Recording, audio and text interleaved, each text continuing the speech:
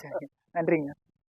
அவரை பண்ணி சொல்லுவாங்க. ஐயா உங்கள் நேம்? என் பேர் குமார். குமார் ஐயா. 2 பேரும் வந்து இயற்கை விவசாயி தான். அவங்களோட நம்ம பன்னீர்செல்வம் ஐயாவோட பண்ணை தான் வந்து இன்னைக்கு நம்ம விசிட் பண்ண போகிறோம். ஆக்சுவலாக குரம்பேட்டில் ஒரு வீடு. இங்கே 18 ஏக்கர் முழுக்க வந்து ஒருங்கிணைந்த பண்ணை பண்ணிட்டு இருக்காருங்க. முழுக்க இயற்கை விவசாயம் தாங்க. என்ன சொல்கிறது, நாட்டு ஆடு தான் பண்ணுறாரு, நாட்டு கோழி தான் பண்ணுறாரு. எல்லாமே வந்து முழுக்க இயற்கையில் தான் பண்ணியிருக்காரு. இன்றைக்கி பார்த்தீங்கன்னா நம்ம ஐயாவோட 18 ஏக்கர் பண்ணை வந்து சுற்றி பார்க்கலாங்க. ஐயாவோட பண்ணை தான் அது. முதல்ல பார்க்குறது பார்த்தீங்கன்னா அவரோட ஆடு வளர்ப்பு பார்க்குறோம். இது ஆட்டுக்கு ஷெட்டு வச்சுருக்காரு. அவர் பண்ணுறது பார்த்தீங்கன்னா முருக ஒருங்கிணைந்த பண்ணி தான் பண்ணிகிட்ருக்காரு. இதுவும் ஆட்டுக்காக அமைச்ச ஷெட்டு இது. ஒரு ஆடெல்லாம் மேய்க்க போயிருக்கான்னு நினைக்கிறேன். ஒரு 30 ஆடு இருக்குது அப்படின்னாரு.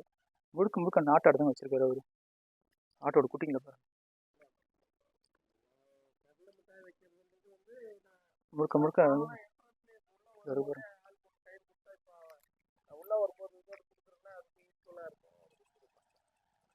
முழுக்க நாட்டு ஆடு குட்டிங்க தான். வெயில் நல்லா ஒரு தூக்கம் தூங்குது. முழுக்க வந்து நாட்டாடு தான் பண்ணிட்டு இருக்காரு. அப்புறமா வந்து கோழியும் வந்து பார்த்தீங்கன்னா நாட்டுக்கோழி தான் பண்ணிட்டு இருக்காரு. இது ஆடு மாடுகள் ஏதாவது ஷெட்டு பண்ணியிருக்காரு. பார்த்தீங்கன்னா ஒரு 30-40 ஆடு வச்சுருக்காருங்க. ஆடுங்களை வந்து மேய போயிருக்குன்னு நினைக்கிறேன். அதோட வீடியோ மட்டும் நான் போட்டிருக்கேன் உங்களுக்கு. இந்த பண்ணையை பார்த்தீங்கன்னா 18 ஏக்கருங்க. இதை முழுக்க வந்து ஒருங்கிணைந்த பண்ணைமாக தான் வந்து பராமரிச்சுட்டு இருக்காரு.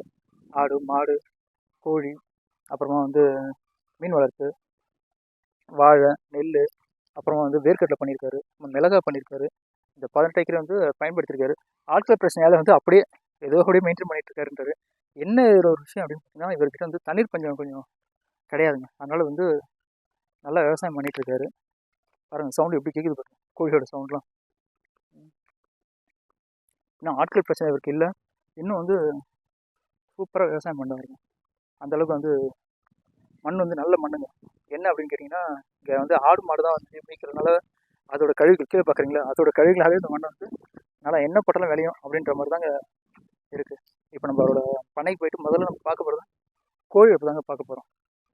கோழி பண்ணியிருக்காரு, மீன் பண்ணியிருக்காரு, ஏதோ வந்து யாரோட மெத்தடில் வந்து வாழை பண்ணியிருக்காரு அப்படின்னாரு. அதை தான் பார்க்க போகிறோம். ஐயாவோட பண்ணையில் வந்து நம்ம பார்க்குறது வந்து வாழைங்க. வாழை வந்து கற்பூர வாழை வச்சுருக்காராம்.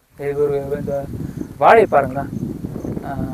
பார்த்தீங்கன்னா முழுக்க இந்த பாத்திலே வச்சுருக்காரு. அவர் தனியாக வந்து வாழைக்கு தனியாக இடம் எதுவும் பண்ணல, முழுக்க பாத்திலே வச்சுருக்காரு.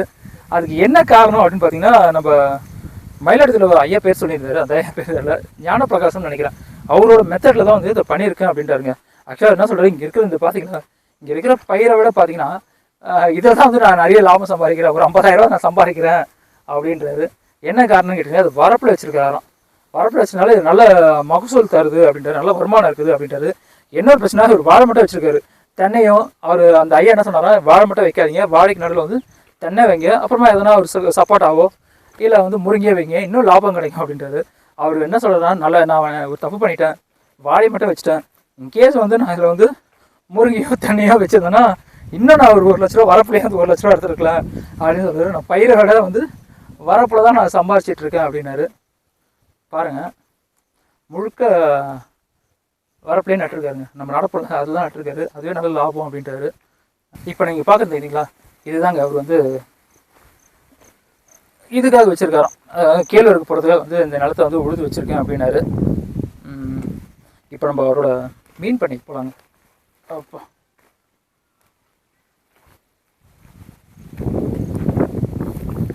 இது நெல் ஏதோ போட்டோன்னு ஏதோ மோட்டர் பிரச்சனையா, அதனால் வந்து நெல் அப்படியே விட்டுட்டேன் அப்படின்றாரு. இப்போ அவரோட மீன் பண்ணைக்கு போகலாம். மீன் பண்ணையில் பார்த்தீங்கன்னா ஒரு பாருங்க. ஆனால் எனக்கு தெரிஞ்சு வந்து மீன் பண்ணை வந்து வைக்கணுங்க. ஏன்னா தண்ணீர் பஞ்சம் இருக்கிறவங்களுக்கு கண்டிப்பாக வந்து ரொம்ப யூஸ்ஃபுல்லாக இருக்குங்க.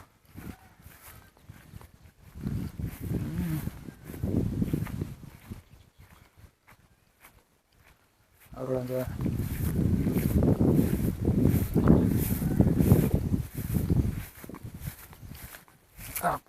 மேலே ஏறும் பாருங்கள். அவரோட மீன் பண்ணைங்க, இதுதான் அவரோட மீன் பண்ணாங்க.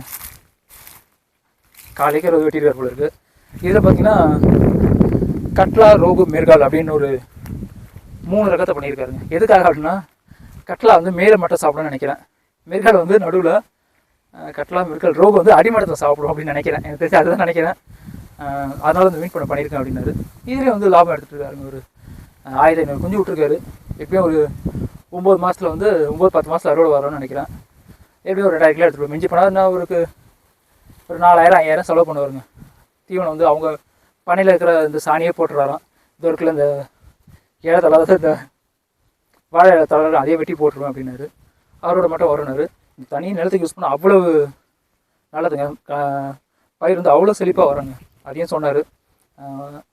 இதுதான் அவரோட பண்ணை. இந்த குட்டையை வந்து மானியத்தில் 0% மானியம், அதாவது வந்து ₹1 கூட வாங்காமல் மானியம் வந்து அரசாங்கம் வெட்டி கொடுத்துருக்காங்க.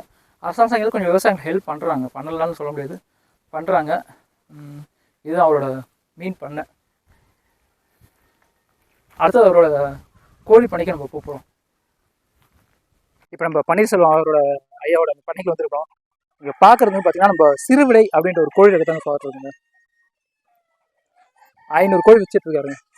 இது மூலியமாக பார்த்தீங்கன்னா மாதம் ஒரு இந்த கோழியால் வந்து ஒரு 60,000-70,000 சம்பாதிக்கிறோம் அப்படின்றாருங்க. ஃபுல்லாக சிறுவிடை தான் வச்சுருக்காருங்க. பாருங்கள், கோழிங்களை சூப்பராக மெயின்டைன் பண்ணுறாரு பண்ண. பாருங்கள்,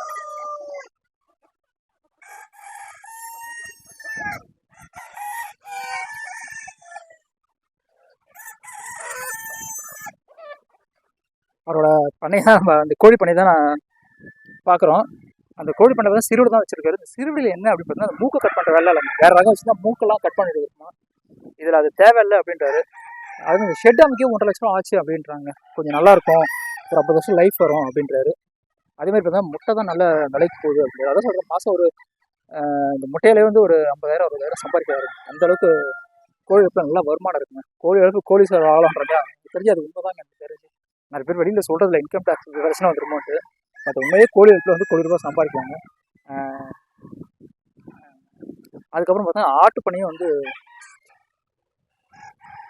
ஆட்டுப்பண்ணையும் நம்ம பார்த்துட்டு போகிறோம். ஆட்டுப்பண்ணையை நாட்டு அர்த்தம் முழுக்க வச்சுருந்தாருல, அதுவும் நல்லாயிருக்கும். இவர் பார்த்தீங்கன்னா 400 பெட்டை கோழிக்கு 100 வந்து ஆண் கோழி, அந்த ரக்கத்தை தான் வந்து இறக்குவாராம்.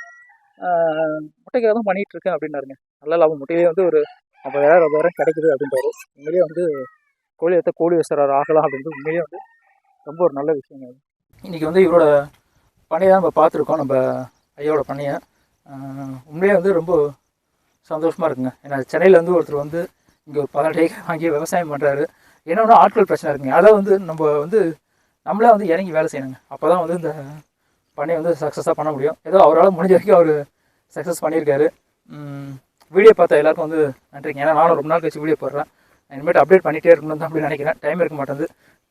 இனிமேல் அது கண்டிப்பாக அப்டேட் பண்ணுவேன். வீடியோ பார்த்த எல்லாருக்கும் நன்றி. மறுபடியும் அடுத்த ஒரு வித்தியாசமான வீடியோ வந்து கண்டிப்பாக நான் உங்களை எல்லாம் சந்திக்கிறேன். அது வரைக்கும் உங்களை உங்கள் ரகுவரன்.